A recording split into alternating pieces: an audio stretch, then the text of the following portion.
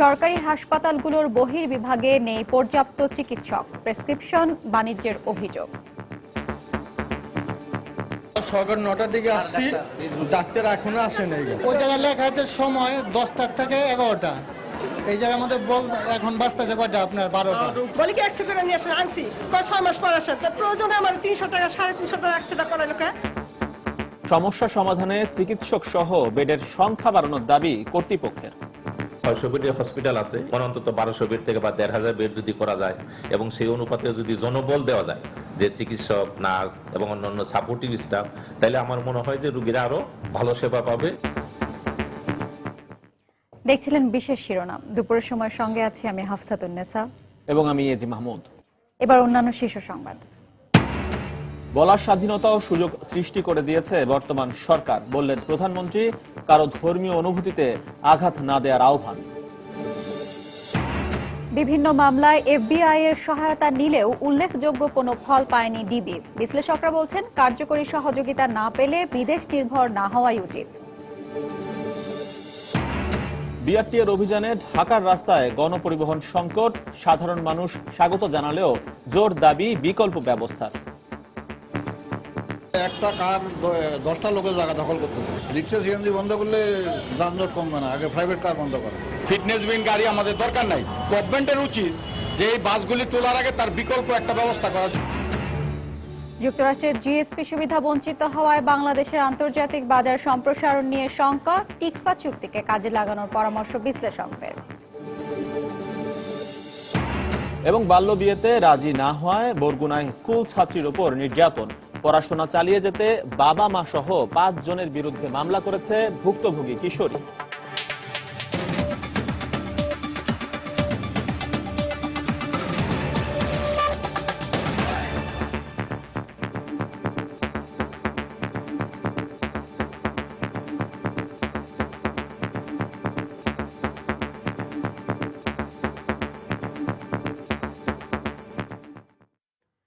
প্রধানমন্ত্রী শেখ হাসিনা বলেছেন, অবাধ তথ্য প্রবাহের সুযোগ নিয়ে সামরিক শাসনের সুবিধাভোগীরা এখন দেশে গণতন্ত্রের শিক্ষা দিচ্ছেন। রাজধানীতে তথ্য ভবনের ভিত্তিপ্রস্তর অনুষ্ঠানে তিনি একথা বলেন। গণমাধ্যমে সরকারের সমালোচনাকে স্বাগত জানিয়ে প্রধানমন্ত্রী আরও বলেন, সমালোচনার পাশাপাশি সরকারের উন্নয়নের চিত্রও গণমাধ্যমে উঠে আসা দরকার। এছাড়া প্রধানমন্ত্রী ধর্মীয় অনুভূতিতে আঘাত লাগে এমন কথা বা কাজ না করতে সবার প্রতি আহ্বান জানান। সরকারের চলচ্চিত্র ও প্রকাশনা অধিদপ্তর, ফিল্ম সেন্সর বোর্ড এবং গণযোগাযোগ অধিদপ্তর কাজ করবে একই ভবন থেকে। আর এজন্যই সার্কিট হাউস রোডে উদ্বোধন করা হলো 16 তলা তথ্য ভবনের নির্মাণ কাজ।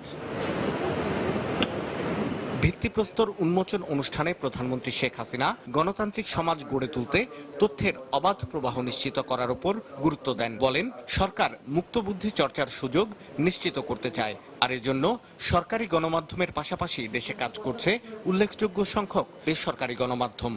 আজকে যে জায়গায় আমরা এসে দাঁড়িয়েছি, হ্যাঁ নিম্ন মধ্যম আয়, কিন্তু এখান থেকে যেন আর কোনো রকম স্খলন না ঘটে, এটাকে ধরে রেখেই আমরা বাংলাদেশকে একটা উচ্চ আয়ের দেশে আমরা উন্নীত করতে চাই। এই কাজগুলি করতে হলে প্রচারের প্রতিফলন যেন ঘটে, মানুষ যেন বুঝতে পারে যে না, আজকে তাদের জীবন মান উন্নত হচ্ছে।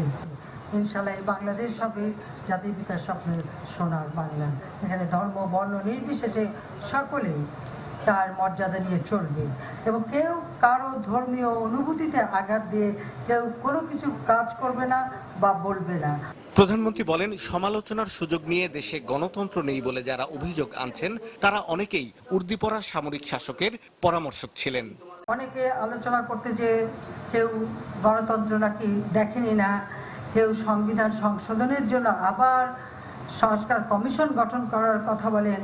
যারা এই কথাগুলি বলেন তাদের চেহারা যখন আমি দেখি, এরাই একসময় যারা অবৈধভাবে ক্ষমতা দখল করেছে, কেউ তাদের উপদেষ্টা হয়েছে, কেউ তাদের সাথে চাকরি করেছেন, তখন কিন্তু তাদের এই চেতনাগুলি ছিল না। মনে হচ্ছে চেতনার দুয়ারটা যেন তখন বন্ধ ছিল। আমরা এসে যখন উন্মুক্ত করে দিয়েছি, তখন যেন ওনাদের বুদ্ধির দুয়ার এত খুলে যাচ্ছে, যখন যতই উন্নয়ন গণতন্ত্র পাচ্ছেন আরো চাই আরো চাই আরো চাই করতে থাকেন। যেসব বিকৃত তথ্য সমাজের ক্ষতি করে, মানুষকে বিভ্রান্ত করে, তা বন্ধ করতে সংশ্লিষ্টদের নির্দেশনা দেন প্রধানমন্ত্রী শেখ হাসিনা। শাহ আলী জয়, সময় সংবাদ, ঢাকা। দেশে বিভিন্ন সময় ঘটে যাওয়া বেশ কিছু হত্যা মামলায় মার্কিন গোয়েন্দা সংস্থা এফবিআই সহায়তা নিলেও উল্লেখযোগ্য কোনো ফলাফল আসেনি কখনোই। তারপরেও কেন এফবিআই এর কাছে যাওয়া, এমন প্রশ্নের উত্তরে গোয়েন্দা কর্মকর্তা বলেন, এফবিআই এর আগ্রহের কারণেই সরকারি নির্দেশে আলামত পাঠানো হয়েছিল। আর বিশ্লেষকরা বলছেন, সহযোগিতা নেয়ার উদ্যোগটা ভালো, কিন্তু সেটি কার্যকর না হয় তাহলে বিদেশ নির্ভর না হওয়া উচিত। খান মোহাম্মদ রুমেলের প্রতিবেদন। লেখক ব্লগার অভিজিৎ রায় হত্যার পর মামলার তদন্তে যুক্ত হয় মার্কিন গোয়েন্দা সংস্থা federal bureau of investigation FBI. ঘটনাস্থল পরিদর্শন করে নিয়ে যায় আলামত, কিন্তু এখনো দিতে পারেনি কোনো ফলাফল। এছাড়া সাংবাদিক দম্পতি সাগর রুনি হত্যা মামলার আলামতও পরীক্ষার জন্য পাঠানো হয়েছিল এফবিআই ল্যাবে। দীর্ঘ সময় পর সে পরীক্ষার ফলাফল আসলেও তদন্তে উল্লেখযোগ্য কোনো অগ্রগতি হয়নি। অন্যদিকে অভিজিৎ মার্কিন নাগরিক হওয়ায় এই মামলা তদন্তে এফবিআই কোনো টাকা না নিলেও অন্যান্যগুলোতে মোটা অঙ্কের খরচ টানতে হয়েছে সরকারকে। এই আলামতগুলো আমরা আমাদের ঢাকা মেডিকেল কলেজ হসপিটালের যে ডিএনএ ল্যাব রয়েছে সেখানে, কিংবা ঢাকা ইউনিভার্সিটিও একটা ডিএনএ ল্যাব রয়েছে, সেখানেও করানো যেত। কিন্তু যেহেতু তারা আগ্রহী হয়েছে, তারা আমাদের পররাষ্ট্র মন্ত্রণালয়ের মাধ্যমে যোগাযোগ করেছে এবং সেটি আমরাও সরকারি নির্দেশনা অনুসারেই তাদেরকে আমরা এই মামলার সাথে সম্পৃক্ত হওয়ার সুযোগ সেটি আমরা দিয়েছি। এদিকে বিশ্লেষকরা বলছেন, কোনো অপরাধ সংঘটিত হলে সেটির রহস্য উদ্ঘাটনের প্রাথমিক দায়িত্ব দেশের আইন শৃঙ্খলা রক্ষা বাহিনীর। কোনো কারণে বাইরের দেশের সহযোগিতা নেওয়া যেতে পারে, তবে শুধু তাদের উপর নির্ভর না থেকে দেশীয় সংস্থাগুলোকে গতিশীল করার দিকে নজর দেওয়া বেশি গুরুত্বপূর্ণ। সহযোগিতা নিতে তো কোনো সমস্যা নেই, কিন্তু সেই সহযোগিতাটা অতি অবশ্যই কার্যকর হতে হবে। কিন্তু সেই সহযোগিতাটা যদি খুব বিলম্বিত হয়ে যায়, কিংবা পরবর্তীতে আমরা যদি সেখান থেকে কোনো যেটা প্রত্যাশা করেছিলাম সেটা যদি না পাই, তাহলে পরে তো সেটাকে আমরা ইতিবাচক বলে বলতে পারি না। তিনি আরো বলেন, মার্কিন গোয়েন্দা সংস্থাগুলো তাদের স্বার্থ অনুযায়ী তৎপর হয়, তাই তাদের কাছ থেকে সহযোগিতা নেওয়ার সময় এ বিষয়গুলো বিবেচনায় রাখা উচিত। খান মোহাম্মদ রুমেল, সময় সংবাদ, ঢাকা। ফিটনেসবিহীন গাড়ি ও লাইসেন্সবিহীন চালকের বিরুদ্ধে বিআরটি এর অভিযান চলায় রাজধানীতে গণপরিবহনের সংকট দেখা দিয়েছে।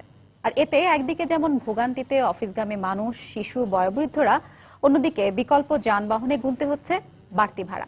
আর তাই এই অভিযানকে স্বাগত জানালেও নতুন বাস সার্ভিস চালু করে এ সংকট সমাধানের দাবি সাধারণ মানুষের। গণমানুষের শহরে গণপরিবহন সংকট। সম্প্রতি সড়ক দুর্ঘটনার হার বেড়ে যাওয়ায় হাইকোর্টের নির্দেশ অনুযায়ী চলতি মাসের ৩ তারিখ থেকে ফিটনেসবিহীন গাড়ি ও অবৈধ লাইসেন্স জব্দে সড়কে নামে বিআরটিএ। অভিযানের 10 দিনের মাথায় রাজধানীতে চরম পরিবহন সংকটে যাত্রীরা। ঘন্টার পর ঘন্টা দাঁড়িয়ে থেকেও বাস না পেয়ে ক্লান্ত তারা। আর যেগুলো চলছে তাতেও গাদাগাদি করে যেতে হচ্ছে গন্তব্যে। অনেকে আবার রওনা দিয়েছেন পায়ে হেঁটেও। ভোগান্তিটা কমে, কারণ জনগণ তো অনেক, আর মানুষ চলাচল না করতে পারলে অফিস আদালতে কি করে যাবে? সিএনজি ভাড়া অনেক বেশি, রিক্সা ভাড়া বেশি, সবকিছুই তো অনেক বেশি। বাচ্চাকে নিয়ে আছি, বাচ্চাকে নিয়ে প্রায় 1 ঘন্টা যাবো দাঁড়িয়ে আছি বাসের জন্য। আমি যাব আপনার মহাখালী, 1 ঘন্টা যাবো যেতে পারছি না, কোনো গাড়ি নাই। গরমের ভিতরে অনেক ঘামাইতেছে, রৌদ্র অনেক, রাস্তায় দাঁড়িয়ে রয়েছে, এটাই তো।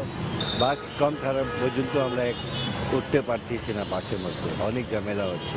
বাস আছে হয়তো 5টা না 10টা, দেখেন যে শত শত হয়েছে প্রাইভেট কার। কেন ওই আগে বন্ধ করেন, তারপর গাড়ি যদি বন্ধ করে নতুন গাড়ি নামায় তাহলে আমাদের দুর্ভোগটা কম হয় এবং আমাদের সুবিধা হয় চলাচলের জন্য। বাধ্য হয়ে বিকল্প ব্যবস্থা হিসেবে সিএনজি বা রিক্সা ব্যবহার করলেও যাত্রীদের গুনতে হচ্ছে দ্বিগুণ বা তারও বেশি ভাড়া। এখানে ধরেন আগে আমরা 250 টাকা বা 270 টাকা লাগতো, ওখানে এখন মিনিমাম 350 টাকা 400 টাকা এরকম। এবং অনেক কথা বলে যেতে হয় আর কি, কিন্তু যেতে চায় না, বলে ভাই সমস্যা এরকম। অনেকক্ষণ যাবত এখানে দাঁড়ায় আছি, কিন্তু কোনো বাস পাচ্ছি না। ফিটনেসবিহীন গাড়ি এবং লাইসেন্সবিহীন চালকের বিরুদ্ধে বিআরটিএ ও পুলিশের অভিযানের পক্ষে সাধারণ যাত্রীরা। পাশাপাশি তারা এও বলছেন, রাস্তায় যদি পর্যাপ্ত সংখ্যক ফিট গাড়ি ও চালক নামানো যেত তাহলে হয়তো কমতো পরিবহন সংকট, আর তার সাথে কমতো যাত্রী দুর্ভোগ। কামরুজ্জামান মামুন, সময় সংবাদ, ঢাকা। রাজধানীর সায়দাবাদে গণপিটুনিতে পরিবহন শ্রমিক হত্যার প্রতিবাদে ঢাকা সিলেট রুটে চলছে পরিবহন ধর্মঘট। গতরাতে জেলার পরিবহন শ্রমিক ইউনিয়ন অনির্দিষ্টকালের ধর্মঘটের ডাক দিলেও পরে তা কমিয়ে বিকেল 4টা পর্যন্ত করা হয়। সকাল থেকেই ধর্মঘটের কারণে সিলেট থেকে ঢাকার উদ্দেশ্যে কোনো বাস ছেড়ে যায়নি। ফাঁকা পড়ে রয়েছে টিকিট কাউন্টারগুলো। এতে বিপাকে পড়েছেন সাধারণ যাত্রীরা। অনেকেই দীর্ঘক্ষণ অপেক্ষা করে ফিরে যান। একইভাবে ঢাকা থেকেও সিলেটের উদ্দেশ্যে কোনো বাস ছেড়ে যায়নি বলে জানিয়েছেন পরিবহন শ্রমিকরা। এদিকে সিলেট থেকে অন্যান্য জেলা ও উপজেলায় বাস চলাচল স্বাভাবিক রয়েছে। এর আগে গত সোমবার রাতে কথা কাটাকাটির জের ধরে 4-5 জন যাত্রী শ্যামলী পরিবহনের চালক শিবু দেবনাথকে মারধর করলে তিনি মারা যান। এ ঘটনায় 3 যাত্রীকে আটক করেছে পুলিশ।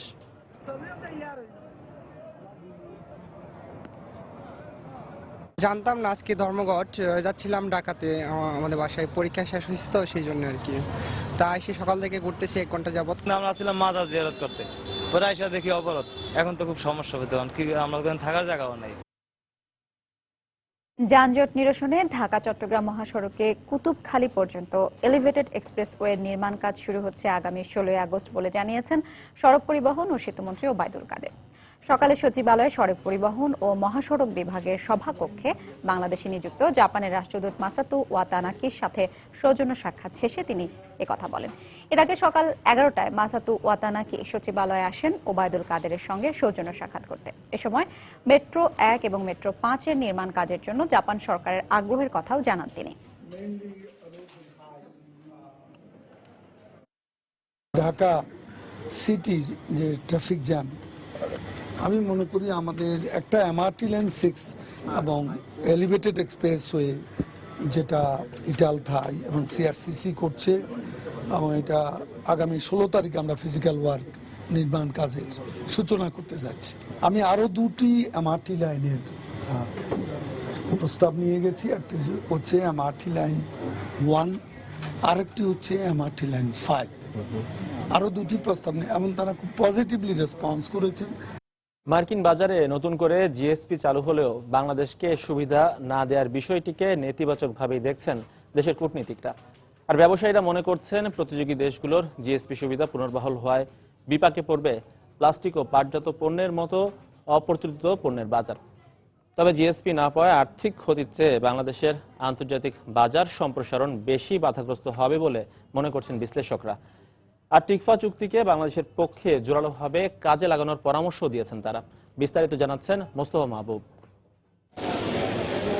গেল বছরের সেপ্টেম্বরে সব দেশের ক্ষেত্রে মার্কিন যুক্তরাষ্ট্র বিশেষ বাণিজ্য সুবিধা জিএসপি স্থগিতের পর চলতি বছরের 29 জুলাই থেকে তা আবারও চালু করে। তবে ভারত, পাকিস্তান, শ্রীলঙ্কা সহ 122টি দেশ সুবিধাটি ফিরে পেলেও জিএসপি তালিকায় স্থান পায়নি বাংলাদেশ ও রাশিয়া। এমন অবস্থায় কূটনীতিকরা বলছেন, তৃতীয় বিশ্বের দেশ হিসেবে জিএসপি বাংলাদেশের অধিকার। ওদের রাশিয়ার সাথে অনেক প্রশ্ন আছে, হ্যাঁ আমেরিকার, কিন্তু আমাদেরকে ইকুয়াল করা এটা এইভাবে ঠিক হয়নি। America was not happy with the elections, হ্যাঁ, এবং এটা আমাদেরকে বারবার ওরা মনে করিয়ে দিচ্ছে। গেল অর্থ বছরে বাংলাদেশ মার্কিন বাজারে রপ্তানি করেছে প্রায় 5.5 বিলিয়ন মার্কিন ডলারের পণ্য। এক্ষেত্রে জিএসপি সুবিধা বহির্ভূত তৈরি পোশাক খাতের অবদান সবচেয়ে বেশি। আর জিএসপি না পাওয়ায় বিপাকে পড়েছে প্লাস্টিক, চামড়া, পাটজাত পণ্য, হিমায়িত খাদ্যপণ্যের মতো রপ্তানি খাত। আমাদের গুডস নিয়ে, আমাদের পাটের পণ্য নিয়ে যারা ব্যবসা করতে পারে ভালো, তারাও চাচ্ছে যে আমরা যেন এই সুবিধাটা পাই। এটার কারণে আমাদের গ্লোবালি যে মেসেজ ছিল, সেই মেসেজটা আমাদেরকে দুর্বল করেছে। এটা কিন্তু যদি ইউরোপিয়ান ইউনিয়ন যদি এটাকে ফলো করে, তাহলে আমাদের জন্য বুমেরাং হবে। অর্থনীতিবিদদের মতে জিএসপি সুবিধা না পাওয়ায় আর্থিক ক্ষতির চেয়ে আন্তর্জাতিক বাজার সম্প্রসারণ হবে বড় চ্যালেঞ্জ। আর তাই জিএসপি ফিরে পেতে সরকারের প্রতি জোরালো কূটনৈতিক যোগাযোগের পরামর্শ তাদের। টিকফার প্ল্যাটফর্মটি মার্কিন যুক্তরাষ্ট্র যতটা না তাদের নিজেদের উদ্দেশ্যে ব্যবহার করছে, বাংলাদেশ তার উদ্দেশ্যে এখন পর্যন্ত পর্যাপ্তভাবে ব্যবহার করতে পারছে না। এখানে আরো প্রোঅ্যাক্টিভিজম প্রয়োজন। বাজার সুবিধা, জিএসপি পুনরুদ্ধার, এই ধরনের বিষয়গুলোকে আরো স্ট্রংলি এই প্ল্যাটফর্মে নিয়ে আসা। টিকফা প্ল্যাটফর্ম ব্যবহার করে মার্কিন ব্যবসায়ীদের বিভিন্ন দাবি দেওয়া তারা কিন্তু আলোচনা করছে, এবং সেগুলোর সুবিধা আমাদের দেশের বাজেটেও আমরা তার এক ধরনের সরাসরি তার পরিবর্তন দেখতে পাচ্ছি। শ্রম অধিকারের পক্ষে নিজেদের শুধু জাহির না করে জিএসপি ফিরিয়ে দিয়ে যুক্তরাষ্ট্রের উচিত বাংলাদেশের প্রাপ্য নিশ্চিত করা, এমন অভিমত ব্যবসায়ী এবং পর্যবেক্ষকদের। মোস্তফা মাহবুব, সময় সংবাদ, ঢাকা। সরকারি হাসপাতালগুলোতে রোগীদের অজ্ঞতার সুযোগে চলছে চিকিৎসকদের প্রেসক্রিপশন বাণিজ্য। হাসপাতালের বহির্বিভাগে চিকিৎসকদের অনুপস্থিতি অনেকটাই স্বাভাবিক হয়ে দাঁড়িয়েছে। অন্যদিকে রোগীর আনুপাতিক হারে ডাক্তারের পদ না থাকা, আবার পদ যা আছে তার মধ্যে শূন্য থাকার কারণে সেবা দিতে হিমশিম খাচ্ছেন রাজধানীর মিডফোর্ড হাসপাতাল। এসব বিষয়ে কথা বলতে চাইলে রাজি হননি সরকারের ঊর্ধ্বতন কেউ। বিস্তারিত সেলিয়া সুলতানার রিপোর্টে। কি ব্যবসা করে ভাই, মনে করেন যে বাংলাদেশের অনেক বড় সবচেয়ে বড় সন্ত্রাস হলো এরা। এই যে চারিদিকে টাকা, আপনি যাবেন টেস্ট দিবে, যে জায়গায় টেস্ট করতে যাবেন ওরা বলে দিবে যে আপনি অমুক জায়গায় যান, ঠিক থেকে টাকা নিবেই। এই যে এখানে ভালো ট্রিটমেন্ট দেয় না, এখানে তো মনে করেন যে যেরকম ট্রিটমেন্ট দেওয়ার কথা দিলে পারে রোগীর কিন্তু অসুখ ইনশাল্লাহ ভালো হয়ে যাবে, কিন্তু দেয় না। চেম্বারে দেখা করে কেপের সাথে ডিল থাকে, যে ডাক্তার সে যদি স্কে করে বেশি ওষুধ লাগে, মানে ডিল থাকে অনেকে কোম্পানির ডাক্তারকে পয়সা দেয়। ওষুধ কোম্পানিগুলোর কর্মকর্তাদের এই বক্তব্যে অনেকটাই পরিষ্কার, ওষুধ কোম্পানিগুলোর কোটি কোটি টাকার আয়ের একমাত্র গাণিতিক সূত্র ডাক্তারদের প্রেসক্রিপশন। ডাক্তার যা লিখবেন তাই সেবন করতে রোগীরা বাধ্য। রোগীর অজ্ঞতার সুযোগে বারবার রোগীদের হাসপাতালে আসার ব্যবস্থাও করেন ডাক্তাররাই। না লিখলে এত ওষুধ কই যায়?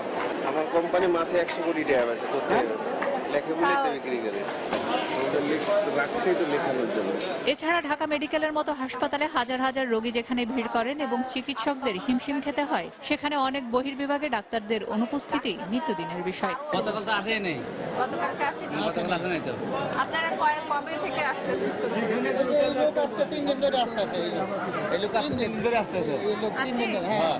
এদিকে প্রতিদিন প্রায় 3 থেকে 4 হাজার মানুষের ভিড় থাকা মিটফোর্ড মেডিকেলের বহির্বিভাগে রোগীদের চাপের তুলনায় ডাক্তারদের অপ্রতুলতা বেশিরভাগ সময়ই ভোগান্তিতে ফেলে রোগীদের। সমস্যার সমাধানে চিকিৎসক সহ অন্যান্য পদ বাড়ানো, শূন্য পদ পূরণ এবং বেডের সংখ্যা দ্রুত বাড়ানো প্রয়োজন বলে জানালেন মিটফোর্ড মেডিকেলের উপপরিচালক। সকাল 9টার দিকে আসছি, ডাক্তার এখনো আসে নাই। ওই জায়গায় লেখা আছে সময় 10টা থেকে 11টা, এই জায়গার মধ্যে বল এখন বাঁচতেছে কয়টা আপনার 12টা। বলি কি 100 করে নিয়ে আসেন, আনছি 6 মাস পর আসেন, তো প্রয়োজনে আমার 300 টাকা 350 টাকা 100 টাকা করে লোকে। প্রাইভেটে আমাদের অনেক টাকা লাগবে, কিন্তু কিছু টাকা সেভ হইব, এই জন্য তো আমরা এখানে আসি। পড়াশোনা হইব হাতের, ওষুধ হয়তো লাগবে 50 টাকার, আমাদের দিয়ে 500 টাকার ওষুধ না। রোগীর যে হ্রাস হচ্ছে ওই প্রত্যেকটা ডিপার্টমেন্টেই কিন্তু আমাদের লুট পড়তেছে আর কি। এই জন্য আমার মতে এটা যেহেতু 600 কোটি হসপিটাল আছে, এটা অন্তত দ্বিগুণ যদি করা যায় আর কি, মানে অন্তত 1200 বেড থেকে বা 1500 বেড যদি করা যায় এবং সেই অনুপাতে যদি জনবল দেওয়া যায়, যে চিকিৎসক, নার্স এবং অন্যান্য সাপোর্টিভ স্টাফ, তাহলে আমার মনে হয় যে রোগীরা আরো ভালো সেবা পাবে। তবে সরকারি হাসপাতালগুলোর ডাক্তারদের প্রেসক্রিপশন বাণিজ্যে লাভবান হওয়া এবং বহির্বিভাগের সাধারণ মানুষের সার্বিক সুযোগ সুবিধা নিশ্চিত করার বিষয়ে জানতে একাধিকবার চেষ্টা করা হলেও এ বিষয়ে দায়িত্বপ্রাপ্ত কারো মন্তব্য পাওয়া যায়নি। এই ব্যাপারে প্রয়োজনীয় উত্তর পরে দেবো, এখন এটা এই ব্যাপারে কামড়ে ঘুরাচ্ছে। সেলিয়া সুলতানা, সময় সংবাদ, ঢাকা। দুপুরের সময় আরো থাকছে। যশোরে টানা বৃষ্টিতে ভেসে গেছে মাছের প্রায় 2000 ঘের, লোকসানে খামারিরা। ক্ষতিপূরণে মৎস্য অধিদপ্তরের প্রক্রিয়া শুরু। বাল্যবিয়েতে রাজি না হওয়ায় বাবা মার পরামর্শে বরগুনায় ঝাড়ফুঁকের নামে এক স্কুল ছাত্রীর ওপর চালানো হয় নির্যাতন। তবে তাতেও দমেনি মেয়েটি। পড়াশোনা চালিয়ে যেতে বাবা মা ও ফকির সহ 5 জনের বিরুদ্ধে মামলা করেছে সাহসী ওই কিশোরী। এ ঘটনায় এখনো পর্যন্ত বোন ও ভগ্নিপতিকে গ্রেফতার করেছে পুলিশ। এ অবস্থায় তার নিরাপত্তা নিয়ে শঙ্কা দেখা দিলেও ব্যবস্থা নেওয়ার আশ্বাস দিয়েছে পুলিশ। এম এ আজিমের তথ্য, SM সিফাতের ছবি নিয়ে ডেস্ক রিপোর্ট। নিজ পরিবারের নির্যাতনের শিকার এই কিশোরীর নাম তানজিলা। বরগুনার গৌরীচন্না নওয়াব সলিমুল্লাহ মাধ্যমিক বিদ্যালয়ের 9ম শ্রেণীর ছাত্রী সে। বাল্যবিয়ের বলি না হয়ে লেখাপড়া করে স্বাবলম্বী হওয়ার স্বপ্ন তার চোখে মুখে। ফলে পরিবারের হাতেই নির্যাতনের শিকার হয়ে এখন সে হাসপাতালে চিকিৎসাধীন। কিশোরীর অভিযোগ, মাসখানেক আগে কুয়েত থেকে দেশে ফিরে বাবা জাহাঙ্গীর খান বিয়ের জন্য চাপ দিলে চাচার বাড়িতে চলে যায় সে। গত 9 আগস্ট বাবার অসুস্থতার কথা বলে তাকে বাড়ি নিয়ে যাওয়া হয়। এরপর জিন তাড়ানোর নামে স্থানীয় এক ফকিরের মাধ্যমে তার উপর চালানো হয় নির্যাতন। এতে অসুস্থ হয়ে পড়লে তাকে হাসপাতালে ভর্তি করেন তার চাচা চাচি। মিথ্যে কথা বললে নিয়ে আমার এক তান্ত্রিকের ওই দিয়ে আমার তাদের ঘরে আটক করতে চাইছে। এখন আমি বিয়ে বসবো না, আমি পড়াশোনা করে অনেক বড় হতে চাই। ভূত পেতনির কথা কইয়া সে নিয়ে কালকে টানা হাসরা করছে। টানা হাসরা করিয়া ওর বোন বড়টায় গলা টিপে ধরছে এবং ওর বাবায় ওই চুল ধরে জাগাইতে জাগাইতে মেয়ে অসুস্থ হয়ে গেছে। লেখাপড়া যেন ঠিকভাবে হয়, আমরা এই জন্য রিস্ক করছি। আমরা 3 চাচা বলছি আমরা এটা রিস্ক করছে, আমরা নিলাম। এদিকে এই ঘটনায় মামলা দায়েরের পর গ্রেফতার করা হয় অভিযুক্ত বোন ও ভগ্নিপতিকে। মামলাটি বর্তমানে তদন্তাধীন আছে। অভিযোগ করার কারণে পরিবারবর্গ বা পরিবারবর্গের পক্ষ থেকে অন্য কেউ যাতে ওর উপরে কোনো প্রতিহিংসা বশত কিছু না করতে পারে, এই জন্য আমাদের নজরাধীনে আছে। এর আগে উপজেলা নির্বাহী কর্মকর্তা ও স্থানীয় ইউপি চেয়ারম্যানের সালিশ বৈঠকে তাকে বিয়েতে যৌন করার অঙ্গীকার করেছিলেন তার বাবা। মামলা দায়েরের পর পলাতক রয়েছেন কিশোরীর বাবা মা ও অভিযুক্ত ফকির। সময় সংবাদ, বরগুনা। সৌন্দর্য বর্ধন সেবা সংস্থার লাইন সংস্কারের নামে বারবার রাস্তা খোঁড়াখুঁড়ি বন্ধ আর জনদুর্ভোগ কমাতে রাজধানীতে কমন ইউটিলিটি টানেল নির্মাণের উদ্যোগ নিয়েছে সরকার। ইতিমধ্যে 2 সিটি কর্পোরেশনকে নকশা প্রণয়নের নির্দেশ দিয়েছেন প্রধানমন্ত্রী। সরকারের এমন উদ্যোগকে স্বাগত জানালেও আমলাতান্ত্রিক জটিলতায় এর বাস্তবায়ন নিয়ে সংশয় রয়েছে বিশ্লেষকদের। তবে সিটি কর্পোরেশন বলছে জনদুর্ভোগ কমাতে এই মুহূর্তে কমন ইউটিলিটি টানেল নির্মাণের বিকল্প নেই। বিস্তারিত জুনায়েদ আল হাবিবের রিপোর্টে। সেবা সংস্থাগুলো লাইন সংস্কারের নামে বারবার যেন রাস্তা খোঁড়াখুঁড়ি আর যত্রতত্র কেবল টানতে না হয়, এজন্য অনেক আগেই পরিকল্পনাবিদরা পরামর্শ দিয়েছিলেন রাজধানীতে কমন ইউটিলিটি টানেল নির্মাণের। দেরিতে হলেও এবার এই টানেল নির্মাণের উদ্যোগ নিয়েছে সরকার। টানেল নির্মাণের উদ্যোগ নেওয়া হলেও তা বাস্তবায়ন সময় সাপেক্ষ উল্লেখ করে সিটি কর্পোরেশন বলছে জনদুর্ভোগ কমাতে এখন এর বিকল্প নেই। তবে যত দ্রুত সম্ভব এর বাস্তবায়নে কাজ করবে দায়িত্বশীল এই প্রতিষ্ঠানটি। অনেক দিতে খরচ কমবে, কারণ ধানমন্ডি 3 নম্বর রাস্তা আমি 1 মাস আগে কার্পেটিং করেছি। গতকাল খবর পেলাম যে ওয়াসা কেটে ফেলেছে, আবার যে ডিপিডিসি কাটবে না এর কোনো নিশ্চয়তা নাই। কাজেই এই কমন ইউটিলিটি টানেলের আর কোনো বিকল্প নাই। কবে হবে আমি বলতে পারছি না, তবে হতেই হবে। বিশ্লেষকরা বলছেন এতদিন পর হলেও সরকারের এমন উদ্যোগ প্রশংসনীয়। তবে আমলাতান্ত্রিক জটিলতায় শেষ পর্যন্ত তা কতটুকু বাস্তবায়ন হবে তা নিয়ে রয়েছে সংশয়। টেকনোলজি এত সুন্দর হয়েছে যে যে কোনো জায়গায় যে কোনো সময় এই টানেলগুলি তৈরি করা সম্ভব। সরকার যদি এই চিন্তা করেন যে এই দেশটাকে সুন্দর করব, সরকার যদি একটু সরকারের ভিতরে যে লোকগুলি আছেন তারা যদি একটু সময়ের জন্য নিজের স্বার্থের চেয়ে দেশের স্বার্থকে বড় করে দেখেন, তাহলে এই কাজগুলি খুবই সহজ। রাস্তা খোঁড়াখুঁড়ি আর বিদ্যুতের খুঁটির সঙ্গে কেবলের জঞ্জাল থেকে নগরবাসীকে মুক্তি দিতে অচিরেই এই উদ্যোগ বাস্তবায়ন হবে এমন প্রত্যাশা সাধারণ মানুষ। টাকার মাছ আর মাছ ঠেকাতে খরচ বাড়ায় বেড়েছে ক্ষতির পরিমাণও। আর মৎস্য অধিদপ্তর বলছে এই পরিস্থিতিতে ক্ষতিগ্রস্তদের ক্ষতিপূরণের বিষয়টি ঊর্ধ্বতন কর্তৃপক্ষকে জানানো হয়েছে। জুয়েল মিথার তথ্য, শেখ জালাল উদ্দিনের ছবি নিয়ে ডেস্ক রিপোর্ট। যশোরের মনিরামপুর উপজেলার 17টি ইউনিয়ন ও কেশবপুর উপজেলার 9টি ইউনিয়নের বিস্তীর্ণ এলাকা জুড়ে গড়ে উঠেছে মৎস্য ঘের। প্রত্যক্ষ ও পরোক্ষভাবে ঘেরগুলোকে ঘিরে মাছ চাষের সাথে জড়িত 40,000 মানুষ। প্রতি বছরের মতো এবারও 3 মাস আগে এসব ঘেরে প্রয়োজনীয় মাছের পোনা ছেড়ে খাবার দিচ্ছিল ঘের মালিকরা। কিন্তু গত 1 মাসের টানা বৃষ্টিতে ঘের সংলগ্ন বেড়িবাঁধ প্লাবিত হয়ে ভেসে গেছে প্রায় 2000 মাছের ঘের। এতে চরম আর্থিক ক্ষতির মুখে পড়েছেন ঘের মালিকরা। প্রায় 60 লক্ষ টাকা ইনভেস্ট করেছি আমি। এই যে ক্ষতি, এইটা আমি এবছর পুষিয়ে উঠতে পারবো না। 150 থেকে 200 ঘের এই মুক্তসরী নদীর সঙ্গে প্লাবিত হয়ে যায়। এর কারণে আমাদের সবার ক্ষতি। একই সাথে ভেসে যাওয়া মাছ ঠেকাতে খরচ বাড়ায় বেড়েছে ক্ষতির পরিমাণও। 25 লক্ষ টাকার মাছ দিয়েছিল, তারপরে আর 20 লক্ষ টাকা জোন ক্রেন বাবদ ব্যয় করা হয়েছে। এই ভেড়ি মেরামত করতেছি, নেট কত আমার লাখ লাখ টাকা চলে গেছে। নেট দেওয়া আছে, তার নেটেও সম্ভব হচ্ছে না ঠেকানো, মাছ ঠেকানো, বিভিন্ন রকম ক্ষতির সম্মুখীন হতে হচ্ছে। আর এর ফলে ভেসে যাওয়া মাছ বিল ও নদীতে ছড়িয়ে পড়ায় জাল ও বড়শি দিয়ে মাছ ধরে লাভবান হচ্ছেন সাধারণ মানুষ। মাছগুলো খালে বিলে মাঠে যেখানে সেখানে আর কি ছড়িয়ে গেছে। আমরা এগুলো জাল দিয়ে বড়শি দিয়ে যেভাবে হোক মারিয়ে খুব উপকৃত হচ্ছি। প্রায় 1 মাস ধরে মাছ মারতেছি, প্রত্যেক দিন প্রায় 500-700 টাকার মাছ বিক্রি করি। প্রথম যেদিন আমি মাছ মেরেছি সেদিন প্রথম 27 কেজি মাছ পাই। এই অবস্থায় মৎস্য অধিদপ্তরের এই কর্মকর্তা জানিয়েছেন উদ্ভূত পরিস্থিতিতে ক্ষতিগ্রস্তদের ক্ষতিপূরণের বিষয়টি ঊর্ধ্বতন কর্তৃপক্ষকে জানানো হয়েছে। যদি এ বিষয়ে সরকার ক্ষতিপূরণ বা পুনর্বাসন ব্যবস্থা করে, আমরা যথারীতি তাদের মাঝে বিতরণের ব্যবস্থা নিব। মৎস্য বিভাগের তথ্য মতে মনিরামপুর ও কেশবপুর উপজেলায় 8273টি মাছের ঘের রয়েছে। এসব ঘেরে কার্প জাতীয় মাছ, গলদা ও বাগদা চিংড়ি মাছ চাষ করা হয়।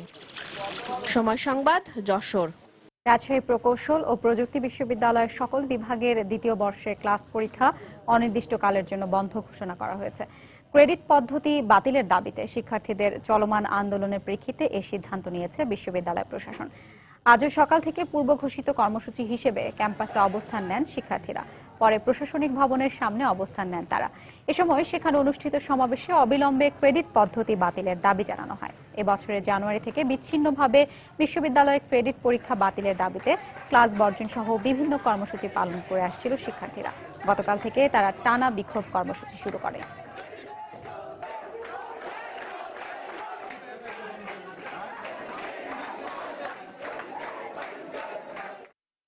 রুয়েট প্রতিষ্ঠা লগ্ন থেকে এই পর্যন্ত এই নিয়ম কখনোই চালু ছিল না। হঠাৎ করে এসে আমাদের ভর্তির সময় এই নিয়মটা চালু করছে। আমরা যখন ভর্তি ক্রেডিট সম্বন্ধে আমাদের কোনো ধারণা ছিল না, স্যাররা কোনো ধারণা দেওয়া ছাড়া হঠাৎ করে এই সিস্টেমটা চালু করছে। আমাদের দাবি মানা পর্যন্ত আমরা তো আন্দোলন করবোই, এটা আমাদের দাবি মেনে নিলে তখন আমরা আন্দোলন নামাবো, তার আগে আমরা আন্দোলন থামাবো না। 13 শিক্ষাবর্ষের দ্বিতীয় বর্ষের বিজোড় সেমিস্টার যে এই যে ছাত্রছাত্রী যারা আছে তাদের ক্লাস সমূহ অনির্দিষ্টকালের জন্য বন্ধ ঘোষণা করা হয়েছে। এটা একাডেমিক কাউন্সিলের সিদ্ধান্ত অনুযায়ী এটা করা হয়েছে। গাজীপুরে যাত্রীবাহী বাসের সঙ্গে পুলিশের আসামিবাহী পিকআপ ভ্যানের মুখোমুখি সংঘর্ষে 2 আসামি ও 4 পুলিশ সদস্য গুরুতর আহত হয়েছেন। আহত 2 আসামি হল মানবতা বিরোধী অপরাধের মামলায় 2 আসামি আমজাদ হোসেন ও রিয়াজউদ্দিন ফকির। সকালে গাজীপুর সদরের রাজেন্দ্রপুর এলাকায় জাতীয় উদ্যানের সামনে এ দুর্ঘটনা ঘটে। পুলিশ জানায়, ময়মনসিংহ থেকে ঢাকা আসার পথে পুলিশের পিকআপ ভ্যানের সঙ্গে যাত্রীবাহী বাসের মুখোমুখি সংঘর্ষ হয়। এতে প্রিজন ভ্যানে থাকা মানবতা বিরোধী অপরাধের মামলার 2 আসামি আমজাদ হোসেন ও রিয়াজউদ্দিন ফকির গুরুতর আহত হয়। এছাড়া আহত হন আরো 4 পুলিশ সদস্য। পরে এলাকাবাসী তাদের উদ্ধার করে স্থানীয় হাসপাতালে ভর্তি করে। আহতদের মধ্যে আসামি আমজাদ হোসেনের অবস্থা আশঙ্কাজনক হওয়ায় তাকে ঢাকা মেডিকেল কলেজ হাসপাতালে পাঠানো হয়েছে। গতকাল ময়মনসিংহের ফুলবাড়িয়া উপজেলার পলাশীহাটা গ্রাম থেকে আলবদর কমান্ডার আমজাদ হোসেন ও ভালুকজান গ্রাম থেকে তৎকালীন জামায়াত নেতা রিয়াজউদ্দিন ফকিরকে গ্রেফতার করে পুলিশ। তাদের বিরুদ্ধে 2014 সালের 12 অক্টোবর আন্তর্জাতিক অপরাধ ট্রাইব্যুনালে মামলা দায়ের করা হয়।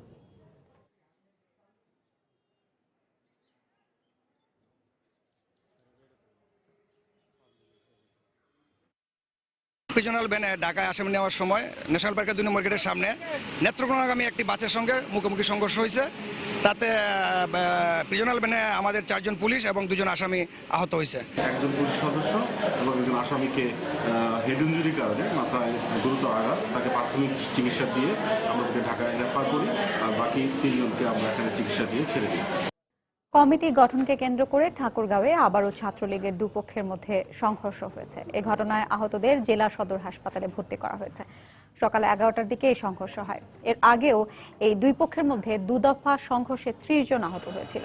পুলিশ জানায়, শহরের সরকারপাড়া এলাকা থেকে একটি মিছিল বের করে জেলা ছাত্রলীগের নতুন কমিটি। এ সময় তাদের লক্ষ্য করে ইটপাটকেল নিক্ষেপ করে পদবঞ্চিত ছাত্রলীগ নেতারা। এ সময় দুপক্ষের মধ্যে সংঘর্ষ বাধে। এতে উভয় পক্ষের কমপক্ষে 16 জন আহত হয়। পরে ঘটনাস্থলে গিয়ে পরিস্থিতি নিয়ন্ত্রণে আনে পুলিশ। তবে এ ব্যাপারে ক্যামেরার সামনে কথা বলতে রাজি হননি পুলিশ। গত 18 জুলাই রনিকে সভাপতি ও পুলককে সম্পাদক করে জেলার নতুন কমিটি ঘোষণা করে কেন্দ্রীয় ছাত্রলীগ।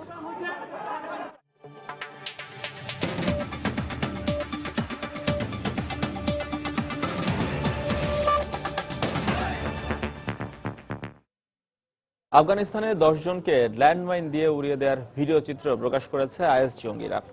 হত্যার পর সামাজিক যোগাযোগ মাধ্যমে ভিডিও চিত্রটি প্রকাশ করা হয়। আফগানিস্তানের একটি অজ্ঞাত স্থানে ভিডিও চিত্র ধারণ করা হয়েছে বলে তাতে দাবি করা হয়।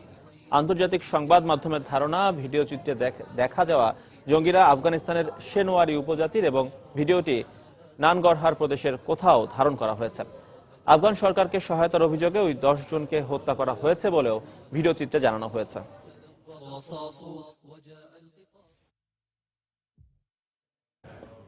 অন্যদিকে সিরিয়ার উত্তরাঞ্চলে 22 জন অ্যাসিরীয় খ্রিস্টানকে আইএস মুক্তি দিয়েছে বলে সংবাদ মাধ্যমে জানিয়েছে একটি আন্তর্জাতিক পর্যবেক্ষণ সংস্থা। মুক্তিপ্রাপ্তরা বেশিরভাগই বয়স্ক নারী। তবে জঙ্গিদের হাতে এখনো 150-এরও বেশি খ্রিস্টান বন্দী রয়েছে বলে জানা গেছে। পর্যবেক্ষণ সংস্থার কর্মকর্তারা জানান, অ্যাসিরীয় নেতাদের সঙ্গে জঙ্গিদের দীর্ঘ আলোচনার পর এই খ্রিস্টানদের মুক্তি দেওয়া হয়। বন্দীদের মুক্তির জন্য কোনো ধরনের মুক্তিপণ দিতে হয়নি বলেও জানান তারা। তবে মুক্তির আগে তাদেরকে জোর করে ধর্মান্তরের চেষ্টা করা হয় বলে মুক্তিপ্রাপ্তরা অভিযোগ করেন। গেল ফেব্রুয়ারি মাসে সিরিয়ার হাসাকা প্রদেশ থেকে 200-এরও বেশি অ্যাসিরীয় খ্রিস্টানকে অপহরণ করে আইএস। চীনের উত্তর পশ্চিমাঞ্চলীয় শানজি প্রদেশে ভূমিধসের ঘটনায় অন্তত 40 জন নিখোঁজ রয়েছেন। বুধবার ভোরে প্রদেশের শানিয়াং কাউন্টি ও আশপাশের বিশাল এলাকায় ভূমিধস হয়। এ ঘটনার পর 4 জনকে উদ্ধার করা হয়েছে বলে স্থানীয় কর্তৃপক্ষের বরাত দিয়ে জানিয়েছে বার্তা সংস্থা রয়টার্স। দুর্ঘটনা কবলিত এলাকায় একটি মাইনিং কোম্পানির শ্রমিকরা বসবাস করত। নিখোঁজ হওয়া ব্যক্তিদের মধ্যে এই কোম্পানির খনি শ্রমিকের সংখ্যাই বেশি বলে জানিয়েছে সিসিটিভি। গত কয়েকদিনের টানা ভারী বর্ষণের কারণেই এই ভূমিধস হয়। এখনো বৃষ্টিপাত অব্যাহত থাকায় ব্যাহত হচ্ছে উদ্ধার অভিযান।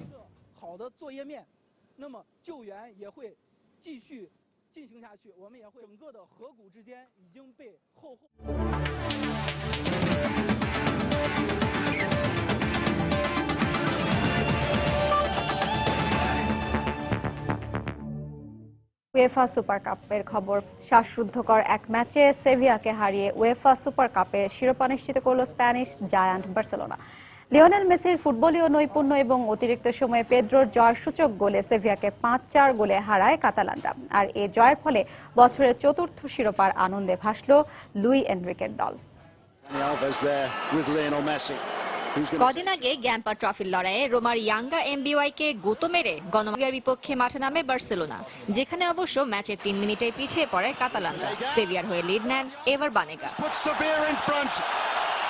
এরপর আর কি, শুরু হয় মেসি জাদু। ম্যাচের 7 ও 15 মিনিটে জোড়া গোল করে যেন সব সমালোচনার জবাব দেন এই ফুটবল জাদুকর। এরপর ম্যাচের বয়স যখন 44 মিনিট, লুইস সুয়ারেজের অ্যাসিস্টে বার্সার হয়ে ব্যবধান। এরপর 72 মিনিটে গামেইরোর পেনাল্টি থেকে পাওয়া গোল ও 81 মিনিটে কোনো প্রিয়াঙ্কার গোলে ম্যাচে সমতায় ফেরে আসরে 2006 সালে শিরোপা জয়ীরা। সময় সংবাদ। এদিকে শিরোপা জয়ের পর নিজেদের অনুভূতি জানাতে গিয়ে সতীর্থ পেদ্রোকে প্রশংসায় ভাসালেন ফুটবলার লিওনেল মেসি।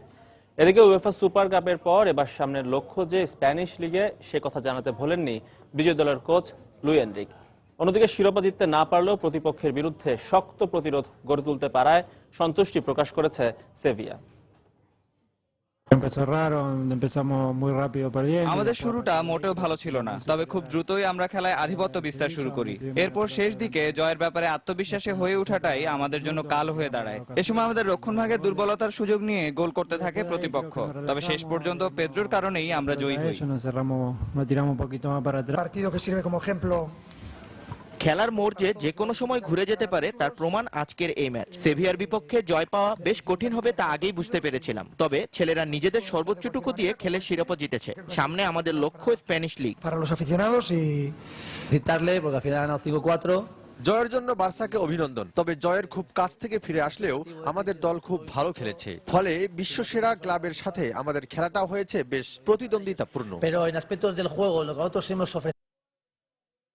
দুপুর সময় পর্যায়ে শীর্ষ সংবাদ জানিয়ে দিচ্ছি আরেকবার।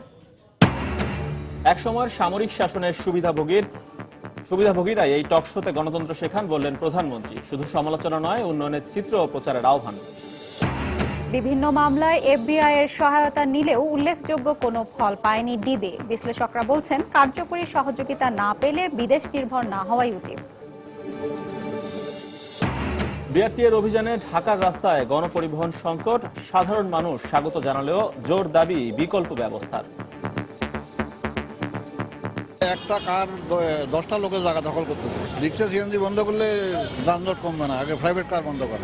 ফিটনেস বিন গাড়ি আমাদের দরকার নাই, গভর্নমেন্টের উচিত যে এই বাসগুলি তোলার আগে তার বিকল্প একটা ব্যবস্থা করা। যুক্তরাষ্ট্রের জিএসপি সুবিধা বঞ্চিত হওয়ায় বাংলাদেশের আন্তর্জাতিক বাজার সম্প্রসারণ নিয়ে শঙ্কা। টিকফা চুক্তিকে কাজে লাগানোর পরামর্শ বিশ্লেষকদের। এবং সরকারি হাসপাতালগুলোর বহির্বিভাগে নেই পর্যাপ্ত চিকিৎসক, প্রেসক্রিপশন বাণিজ্যের অভিযোগ। চিকিৎসক সহ বেডের সংখ্যা বাড়ানোর দাবি কর্তৃপক্ষের।